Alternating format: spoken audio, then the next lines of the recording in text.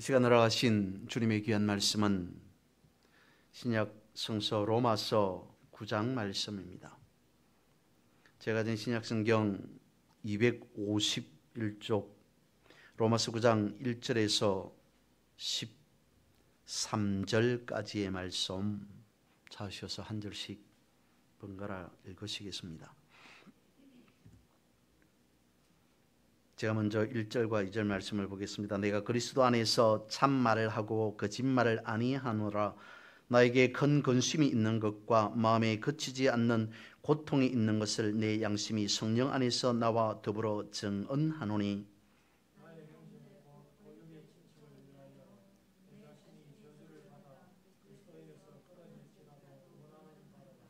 그들은 이스라엘 사람이라. 그들에게는 양자됨과 영광과 언약들과 율법을 세우신 것과 예배와 약속들이 있고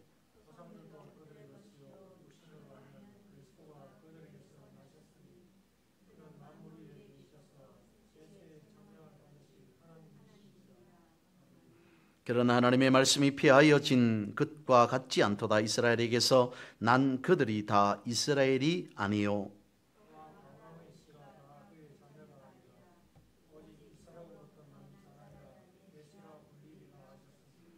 곧 육신의 자녀가 하나님의 자녀가 아니요 오직 약속의 자녀가 씨로 여기심을 받느니라.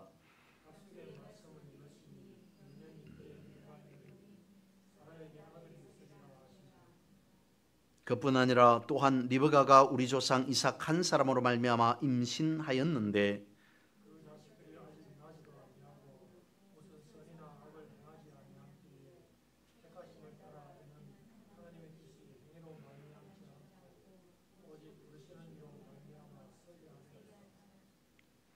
리브가에게 이르시되 큰 자가 어린 자를 섬기리라 하셨나니 기록된 바 내가 야곱은 사랑하고 에서는 미워하였다 하심과 같으니라.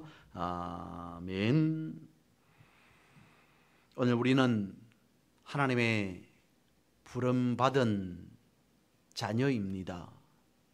그러므로 하나님의 특별한 존재라는 거죠. 오늘 제목에 특별 은총, 특별한 은총이라고 기록되었는데 특별 은총이 다름 아닌 바로 이런 것이지 않을까 싶습니다. 오늘 우리가 읽은 로마서 9장 말씀은 구원에 대해서 말씀하고 있습니다. 구약의 관점에서, 그러니까 이스라엘 백성들이 바라보는 관점에서 보면 구원은 유대인 이스라엘 백성들에게만 있습니다. 하지만 어디까지나 그것은 구약이었고요. 지금은 구원은 모든 사람들에게 다 열려 있습니다. 이것이 특별 은총이지 않을까 싶습니다. 오늘 본문의 말씀은 그 구원에 대해서, 구원의 과정에 대해서 말씀해 주고 있습니다. 그러면서 오늘 본문을 통해서 우리는 사도 바울이라고 하는 한 사람이 가진 신앙관이 어떤 것인지를 엿볼 수 있고요. 초대 교회가 세워놓은 구원론, 구원관이 무엇인지를 또한 살펴볼 수 있다라고 말씀을 드려봅니다. 다시 제가 1절과 2절 말씀을 읽어봅니다. 눈으로 한번 묵상해 보시기를 바랍니다. 내가 그리스도 안에서 참 말을 하고 거짓말을 아니하노라. 나에게 큰 근심이 있는 것과 마음에 그치지 않는 고통이 있는 것을 내 양심이 성령 안에서 나와 더불어 증언하노니. 오늘 본문의 말씀 1절과 2절 이 말은 사도 바울의 관점에서 보면 사도 바울이 마치 이와 같이 말하고 있는 것과 같다는 겁니다. 내가 다름 아닌 예수 그리스도의 면전에서 말하노니, 예수 그리스도 앞에서 내가 증언하는데 어떻게 거짓말을 하겠느냐. 마치 법정에선 어떤 사람이 성경에 손을 얹고 오직 진실만을 말하겠습니다 라고 하는 그런 비장함이 본문의 말씀의 1절과 2절 말씀에 들어가 있다라고 볼 수 있을 것 같습니다. 그리고는 이어서 사도 바울은 말합니다. 자신의 마음속에 끊어지지 않는, 잊을래야 잊을 수 없는 고통 하나가 있다라고 말하고 있습니다. 3절입니다. 읽어봅니다. 나의 형제 곧 고륙의 친척을 위하여 내 자신이 저주를 받아 그리스도에게서 끊어질지라도 원하는 바로라. 바울은 동족인 유대인의 구원받지 못함에 대한 부분을 슬퍼하고 있습니다. 그 말을 본문 3절에서는 반어법으로 기록하고 있는 것이죠. 바울이 말하고 있는 구원이라고 하는 것은 앞서 말씀을 드린 구약 이스라엘 백성들이 가지고 있었던 선민사상이라고 하는 구원론과는 전혀 차원이 다릅니다. 예수 그리스도로 인한 온전한 구원, 그것을 말하고자 함인 거죠. 그러면서 유대인이 구원받을 수 있다면 어떻게 말하냐면 내가 그리스도에게서 끊어지더라도, 내가 예수 그리스도로부터 내쳐질지라도, 내가 내 인생에 이스라엘 백성들이 구원받고 불행하게 되어질지라도 나는 그것을 감당하겠노라, 나는 그렇게 하겠노라 라고 말합니다. 생각해 보았습니다. 과연 이렇게 말하고 있는 사도 바울의 심정은, 마음은 어땠을까? 제가 생각해 보면 아마도 사도 바울의 이 말을 하고 있는 마음은 이와 같지 않을까 싶습니다. 다름 아닌 예수님께서 십자가를 지셨을 때의 그 마음, 예수님의 모든 것을 다 인류를 향해, 사람을 향해 내어 주고서도 더 주지 못하여서 안타까워하는 십자가상의 그 말 한마디 한마디, 그리고 보여주신 모든 것, 그러면서 죽기까지 사랑하신 그 모든 것, 어쩌면 사도 바울은 그 마음을 헤아리려고, 그 마음을 자신의 마음에 품으려고 하고 있는 것이 아닌가. 바로 그러한 마음의 자세로 오늘 본문의 말씀에서 이와 같이 말하고 있는 것이 아닌가. 그랬을 것 같습니다. 예수 그리스도로부터, 예수 그리스도의 십자가의 그 사랑으로 나는 특별한 은총을 받은 자이다. 내가 이 특별한 은총을 받은 자로서 이스라엘 백성들, 유대인들, 저들을 이와 같이 대할 수밖에 없다라고 말하지 않을까 싶습니다. 그도 그럴 것이, 그 이유를 살펴보면 충분히 그럴 것 같다라고 볼 수 있습니다. 바울의 동족인 유대인들은 사도 바울을 어떻게 보았을까요?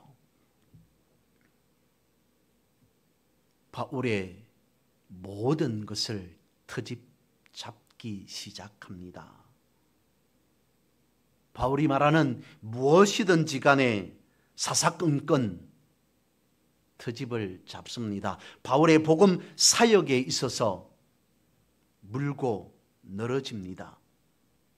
심지어는 사도 바울이 예루살렘에 갔을 때에 바울을 죽이기 위해 유대인들이 40명에 달하는 암살단을 조직하기까지 했습니다.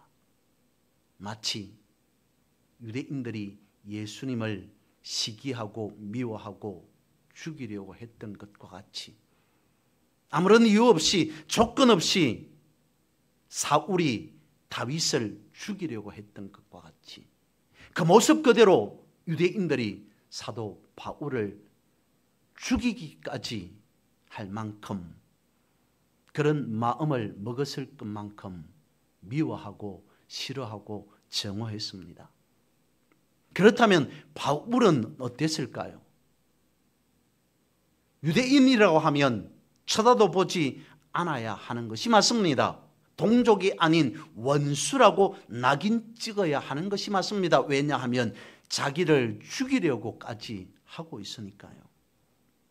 그런데도 사도 바울은 그런 유대인들을 미워하지 않습니다. 싫어하지 않습니다. 증오하지 않았습니다. 오히려 저들이 구원받지 못한 그것을 두고 매우 고통스러워하고 있다는 거죠.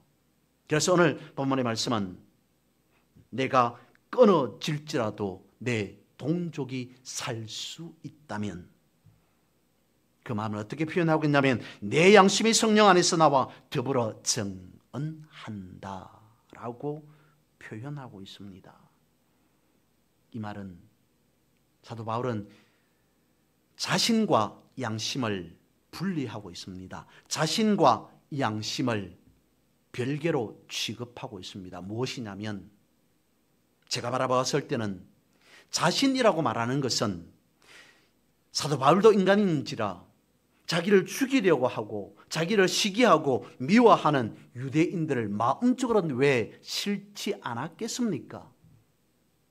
자신을 향해서 손가락질하고 자신을 비판하기 위한 비판을 하면서 끊임없이 무엇인가 꼬투리를 잡으려고 하는, 터집을 잡으려고 하는 그 마음, 사도 바울도 본인도 알았겠죠.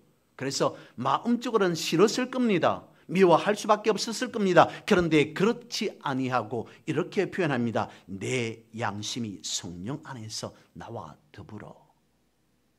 자신의 생각을 따라가는 것이 아니라 자신의 변상, 자신의 양심을 따라갔다라고 말합니다. 여기서 말하는, 사도 바울이 말하는 양심이라고 하는 것은 무엇이겠습니까? 다름 아닌 하나님의 뜻을 따랐다. 말씀을 쫓았다. 성령의 뜻대로 행하였다라고 하는 그것 아니겠습니까? 인간적으로 생각해 보면 미울지라도 그러나 하나님의 뜻에 따라, 성령의 뜻에 따라 이스라엘 유대인들이 구원받았으면 좋겠다. 저들에게 복음을, 하나님의 말씀을 온전히 전하기를 원한다. 저들 또한 온전하게 하나님의 자녀로, 하나님의 백성으로 구원받기를 원한다 라고 말하고 있다는 것입니다. 그래서 우리가 사도 바울을 본받는다면 바로 이런 모습을 본받아야 할 것이다 라고 하는 생각을 해보았습니다. 그렇습니다. 사도 바울은 바리새인 중에 바리새인이었습니다. 베냐민 지파였습니다. 정통 유대인이라는 거죠. 율법주의자였습니다. 그렇다면 누구 못지않게 유대인의 사도가 되는 것이 맞습니다. 자신은 이스라엘 백성들이 말하는 것처럼, 정통 유대인들이 말하는 것처럼 사도 바울 자신도 정통 유대인이라 할 수 있기 때문인 거죠. 그런데도 사도 바울은 유대인의 사도가 된 것이 아닌 이방인의 사도가 되었습니다. 이것이 무엇 때문이겠습니까? 바로 성령의 뜻에 따라, 말씀에 따라 자신의 체질을 생각해 본다면, 자신의 성향을 본다면, 자신의 본질을 본다면, 인간적인 그 본질을 본다면 유대인의 사도가 되는 게 맞겠죠. 그런데 그렇지 않았다는 겁니다. 그것을 오늘 본문에서는 양심에 따라 행하였다, 성령의 뜻에 따라 행하였다 라고 말하고 있습니다. 이것이 사도 바울이 가진 특별한 은총, 나는 내 생각과 다르게 하나님의 말씀에 따라 순종해야지, 나는 성령에 따라 살아야지 라고 하는 그 믿음의 자세를, 마음의 자세를 갖게 하였다라고 볼 수 있다는 겁니다. 이 특별한 은총을 바울은 유대인들에게도 전해주고 싶었습니다. 4절과 5절을 다시 보겠습니다. 그들은 이스라엘 사람이라 그들에게는 양자됨과 영광과 언약들과 율법을 세우신 것과 예배와 약속들이 있고 조상들도 그들의 것이요 육신으로 하면 그리스도가 그들에게서 나셨으니 그는 만물 위에 계셔서 세세의 찬양을 받으실 하나님이시니라. 아멘. 우리의 관점이 아닌 지금의 관점이 아닌 이스라엘 백성들, 유대인들 저들의 관점에서 보면 이 말에는 오늘 본문에도 기록되어 있습니다마는 모두가 다 아멘 했을 겁니다. 이스라엘 사람이라 그들에게는 양자됨과 영광과 언약들과 율법을 세운 것과 예배와 약속들이 있고 예수 그리스도가 여러분들의 조상에서 나지 않았습니까? 라고 말하고 있으니까 아멘 하지 않았겠습니까? 이스라엘 백성들 그렇습니다. 저들은 하나님으로부터 특별한 은총을 받은 자들임에 틀림없습니다. 어떤 특별한 은총을요? 본문에서 말하고 있습니다. 양자로서의 특별한 은총을 받았다라고 말할 수 있습니다. 그런데 6절 말씀을 볼까요? 그러나 하나님의 말씀이 폐하여진 것 같지 않도다. 이스라엘에서 난 그들이 다 이스라엘이 아닙니다. 4절 5절까지는 좋았습니다. 그런데 6절에 가서 완전히 말을 바꿔서 말합니다. 분위기가 전환되었습니다. 6절 이 말씀이 무슨 말씀이냐면 여러분, 이스라엘 백성들 여러분들은 하나님의 특별한 은총을 받았음에 틀림없습니다. 맞습니다. 아멘입니다. 하지만 하나님의 특별한 은총을 누리는 자들은 따로 있습니다. 라고 하는 말이 바로 6절 말씀이라는 거죠. 하나님의 특별한 은총을 다 받았기는 한데 그것을 다 누리지 못합니다. 그러니까 하나님의 특별한 은총을 누리는 사람들은 따로 있더라 아는 겁니다. 그러면서 이스라엘 백성들이 관점에서 이해하기 쉽도록 두 가지의 예를 들고 있습니다. 어떤 사람들이 특별한 은총을 받아 누리는 사람들인가라는 것을 두 예로 설명해 주고 있는데 첫 번째 특별한 은총, 그것을 이삭과 이스마엘과 이삭을 예를 들어서 말합니다. 그것이 7절과 9절까지 이어지는 말씀이죠. 하나님께서는 분명히 아브라함과 사라에게 아들을 주실 것이다 라고 약속하셨습니다. 하지만 나이가 많은 아브라함과 사라의 생각으로는 도저히 이것이 있을 수 없는, 저들로서는 감당할 수 없는 그런 일이라고 생각했습니다. 인간적으로 그 부분을 해결합니다. 하나님, 이것이 하나님의 뜻이지 않을까, 이렇게 하는 것이 맞겠지라고 스스로 판단해 버린 나머지 출생한 자가 바로 이스마엘입니다. 분명히 표면적으로 보면, 겉으로 보면 이스라엘 백성 맞습니다. 이스마엘과 이삭 동일한 하나님의 자녀요, 하나님의 백성입니다. 하지만 이스마엘은 하나님의 뜻이 아니었습니다. 하나님의 계획, 섭리가 아니었습니다. 하나님께서 말씀하신 것은 바로 다름 아닌 이삭이었습니다. 겉으로 보면 다 이스라엘 백성, 아브라함의 후손 자녀 맞지만 하나님께서 하신 선택은 다름 아닌 이삭이라는 거죠. 그 약속의 백성된 특별한 은총을 8절에서는 뭐라고 말씀하고 있냐면 오직 약속의 자녀가 씨로 여기심을 받느니라. 혈통이 아니라는 거죠. 아브라함의 자녀이냐 유대인이냐라고 하는 그것이 중요한 것이 아니라는 겁니다. 무엇이 중요하다는 겁니까? 약속의 백성이냐 아니냐라는 것이 중요하다는 거죠. 즉 약속의 백성이 아니면 소용이 없다는 겁니다. 혈통이 중요하지 않다는 겁니다. 그래서 우리는 혈통으로서 하나님의 자녀가 아닌 약속으로서 하나님의 자녀라고 말하는 겁니다. 이것을 우리는 이렇게 표현, 고백할 수 있습니다. 하나님의 특별한 은총이다 라고 말할 수 있다는 것이죠. 두 번째 특별한 은총은 오늘 본문에서 예를 들어서 말하는 것은 에서와 야곱입니다. 이 두 사람도 마찬가지입니다. 한 어머니의 태에서, 그것도 한날 한시에 태어났습니다.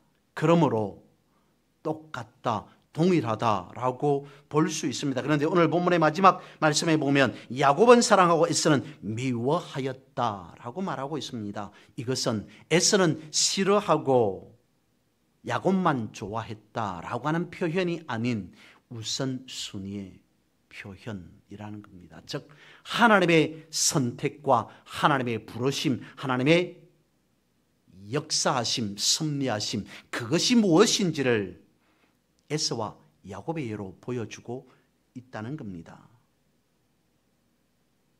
그렇다면 여러분, 하나님께서 야곱을 언제 선택하셨을까요? 야곱은 매우 약삭 빠른 사람입니다. 그런데 태어나고 난 이후에 그의 모습을 보고 하나님께서 야곱을 선택한 것이 아닌 태어나기 전부터 하나님께서는 야곱을 선택하셨다라고 볼 수 있습니다. 이것이 하나님의 선택과 부르심이라는 거죠. 그러면 오늘 우리는 어떨까 생각해 보면 어떻겠습니까? 우리의 삶의 모습을 보고 하나님께서 나를 선택하셨겠습니까? 하나님께서 나를 믿음의 자녀로 부르셨겠습니까? 우리가 태어나기도 전에 태초부터 우리를 선택하시고 부르셨다라고 볼 수 있습니다. 이것이 뭐라고요? 하나님의 방식이요, 하나님의 섭리하심이다라는 겁니다. 그래서 구원이라고 하는 것은 우리의 자랑이 아니라는 거죠. 우리가 가진 믿음, 우리의 자랑이 아니라는 겁니다. 그죠? 구원이라고 하는 특별한 은총의 관점에서 보면 감사함 뿐일 수밖에 없습니다. 아무런 조건이 없습니다. 내가 예수 그리스도를 믿으니 이렇게 해 주십시오, 저렇게 해 주십시오. 조건이 있을 수 없다는 겁니다. 오늘 본문에 있는 것과 같이 구원이라고 하는 특별한 은총 아래에서 우리는 오직 아멘 뿐이어야 한다라고 하는 것입니다. 골로새서 3장 12절은 말합니다. 그러므로 너희는 하나님이 택하사 거룩하고 사랑받는 자라고 말씀하고 있습니다. 우리는 예수 그리스도로 특별한 은총을 받은 자임에 틀림없습니다. 이 특별한 은총을 늘 언제나 심령에 새기고 붙잡고 또한 누리며 살아가는 그런 우리 모두 여러분 되시기를 주님의 이름으로 선포하고 축복합니다.